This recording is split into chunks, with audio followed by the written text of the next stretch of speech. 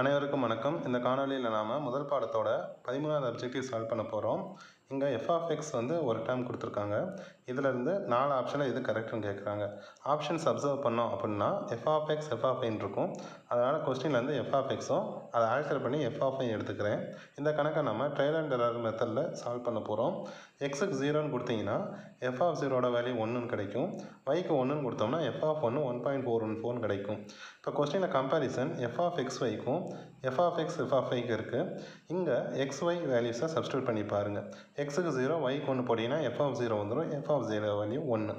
இந்த பக்கம் f(x) yக்கு பதிலாக 0 1 சப்ஸ்டியூட் பண்ணிங்கன்னா ஆல்ரெடி f(0)க்கு 1ன்னும் f(1)க்கு 1.414ன்னு வந்திருக்கும். இப்போ இது ரெண்டையும் நம்ம கம்பேர் பண்ணோம் அப்படின்னா ரெண்டில் எது பெருசு?